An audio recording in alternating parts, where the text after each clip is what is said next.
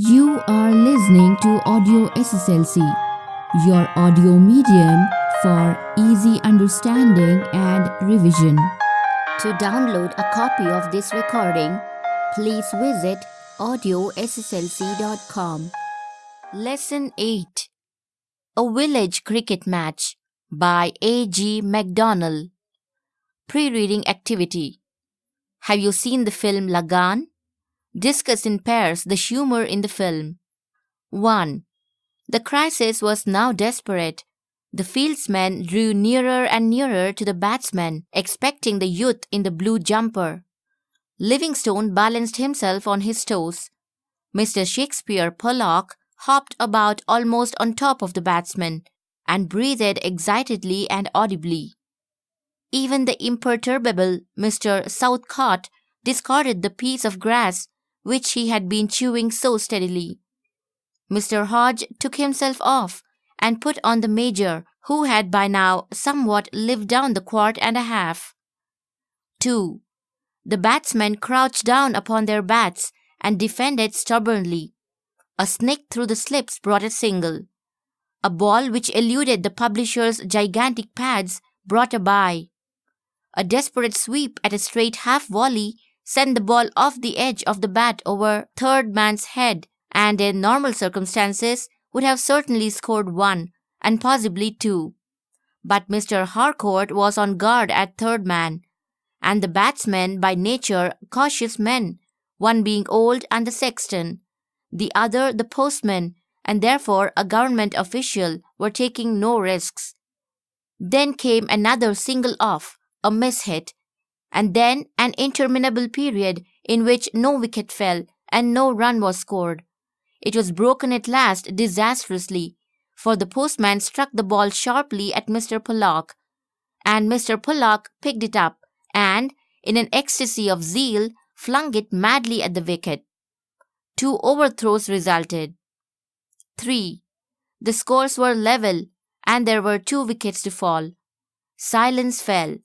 The gaffers, victims simultaneously of excitement and senility, could hardly raise their pint pots, for it was past 6 o'clock, and the front door of the Three Horseshoes was now as wide open officially as the back door had been unofficially all afternoon.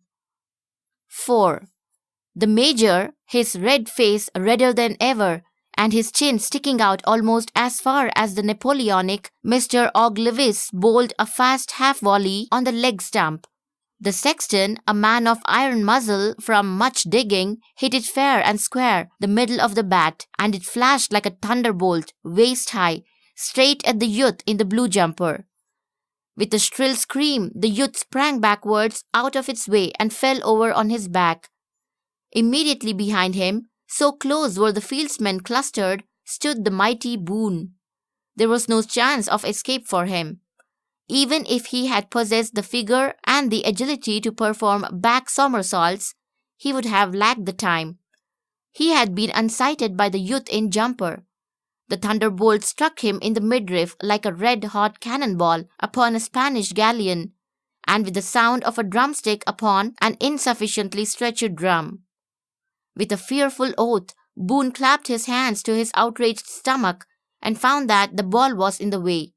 He looked at it for a moment in astonishment and then threw it down angrily and started to massage the injured spot, while the field rang with applause at the brilliance of the catch.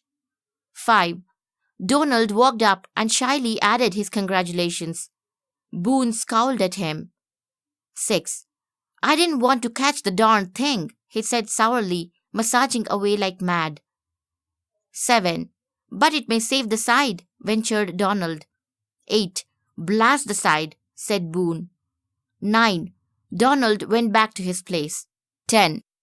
The scores were level, and there was 1 wicket to fall. The last man in was the blacksmith, leaning heavily upon the shoulder of the baker, who was going to run for him, and limping as if in great pain. He took guard and looked around savagely. He was clearly still in great rage. 11. The first ball he received, he lashed at wildly and hit straight up into the air to an enormous height. It went up and up until it became difficult to focus it properly against the deep, cloudless blue of the sky, and it carried with it the hopes and fears of an English village. Up and up it went, then at the top it seemed to hang motionless in the air, poised like a hawk, fighting, as it were, a heroic but forlorn battle against the chief invention of Sir Isaac Newton, and then it began its slow descent. 12. In the meanwhile, things were happening below, on the terrestrial sphere indeed. The situation was rapidly becoming what the French call mouvementé.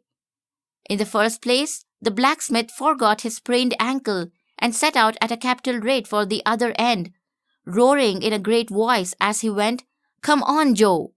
The baker, who was running on behalf of the invalid, also set out, and he also roared, "Come on, Joe!" And side by side, like a pair of high-stepping hackneys, the pair cantered along. From the other end, Joe set out on his mission, and he roared, "Come on, Bill!" So all three came on, and everything would have been all right so far as the running was concerned, had it not been for the fact that Joe very naturally ran with his head thrown back and his eyes goggling at the hawk-like cricket ball. And this in itself would not have mattered if it had not been for the fact that the blacksmith and the baker also very naturally ran with their heads turned not only upwards but also backwards as well, so that they too gazed at the ball with an alarming sort of squint and a truly terrific kink in their necks. Halfway down the pitch, the three met with a magnificent clang, reminiscent of early happy days in the tournament ring at Ashby de la Zouche, and the hopes of the village fell with the resounding fall of their three champions. 13. But what of the fielding side? Things were not so well with them. If there was doubt and confusion among the warriors of Fordenden, there was also uncertainty and disorganization among the ranks of the invaders. Their main trouble was the excessive concentration of their force in the neighborhood of the wicket.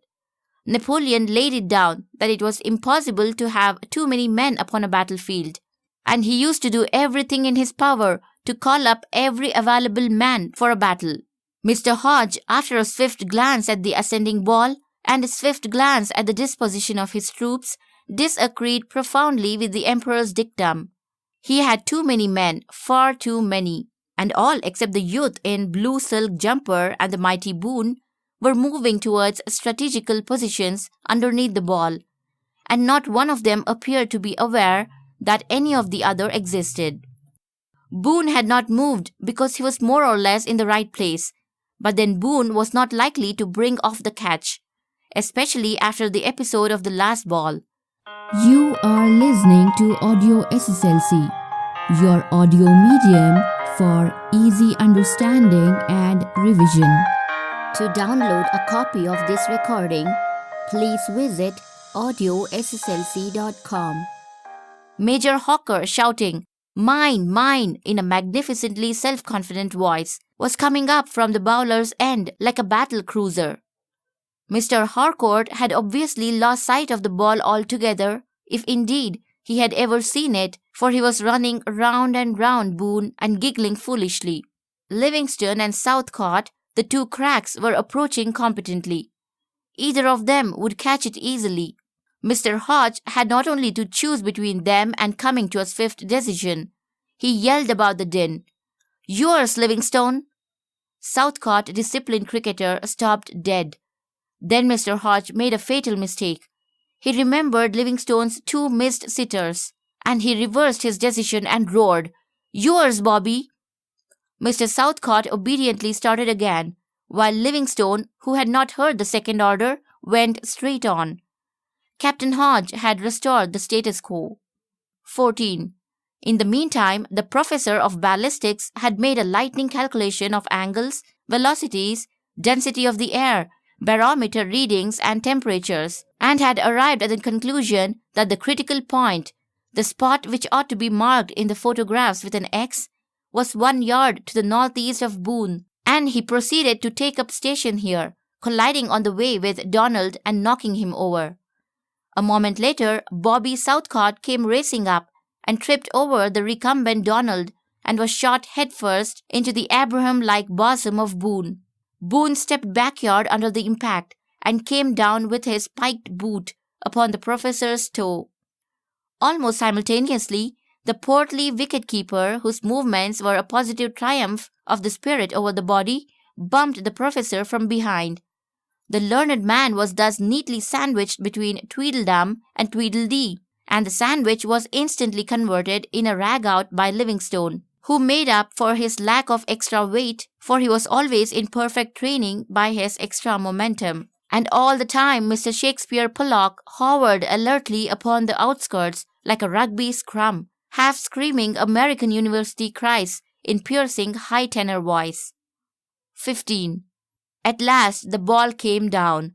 To Mr. Hodge, it seemed a long time before the invention of Sir Isaac Newton finally triumphed, and it was a striking testimony to the mathematical and ballistical skill of the professor that the ball landed with a sharp report upon the top of his head. Thence it leapt up into the air a foot or so, cannoned on to Boone's head, and then trickled slowly down the colossal expanse of the wicket-keeper's back, bouncing slightly as it reached the massive lower portions. It was only a foot from the ground when Mr. Shakespeare Pollock sprang into the vortex with a last ear-splitting howl of victory, and grabbed it off the seat of the wicket-keeper's trousers. The match was a tie, and hardly anyone on the field knew it, except Mr. Hodge, the youth in the blue jumper, and Mr. Pollock himself. For the two batsmen and the runner, undaunted to the last, had picked themselves up and were bent on completing the single that was to give Fordenden the crown of victory. Unfortunately, dazed with their falls, with excitement and with the noise, they all three ran for the same wicket, simultaneously realized their error, and all three turned and ran for the other, the blacksmith, ankle, and all in the centre, and leading by a yard, so that they looked like pictures of the Russian troika. But their effort was in vain, for Mr. Pollock had grabbed the ball and the match was a tie. 16. And both the teams spent the evening at the Three Horseshoes, and Mr. Harcourt made a speech in Italian about the glories of England, and afterwards fell asleep in a corner, and Donald got home to Royal Avenue at 1 o'clock in the morning, feeling that he had not learned very much about the English from his experience of their national game. Glossary. Jumper, outer garment coming up to the hips. Imperturbable, calm. Lived down the quart and a half. Got over the effects of liquor. Crouch, bend very low almost to the ground. Eluded, escaped. Sexton, person who does the works of the church like ringing the bell, cleaning, digging graves in churchyard, etc. Leg by, a run scored when the ball touches the batsman's legs. Intermittently, every now and then. Ecstasy, joy, happiness, thrill. Gaffers, elderly persons in the village. Senility, old age, or weakness of mind and body. Pint pots, beer pots. The Three Horseshoes, name of the inn. Thunderbolt, sudden event which causes shock and anxiety. Midriff, a humorous reference to the belly. Spanish galleon, a large ship used by the Spaniards in the 16th and 17th centuries. Darned, damn. Lashed at, hit wildly. Forlorn, unlikely to succeed. Mouvementé, a French word indicating a dramatic incident. Terrestrial, earthly. Hackney, a horse. Cantered, galloped. Goggling, rolling. Squint, eyes looking in different directions. Kink in their neck, backward turn of their neck. Clang, loud sound. Fordenden, the village where the match was played. Dictum, saying or maxim. recumbent, lying down. Surmounted, overcame. Portly, round and fat. Ragout, mixture of vegetable and meat cooked stuff. Vortex, a mass of water or air that spins round and round so fast that it pulls objects into its center. Ashby de la Zouch, a village in Leicestershire, scene of a medieval tournament described in Scott's famous novel Ivanhoe. Status quo, the previous position. Abraham-like bosom, capacious bosom. Report, an explosive sound like that of a gun being fired. Troika, a Russian vehicle drawn by 3 horses.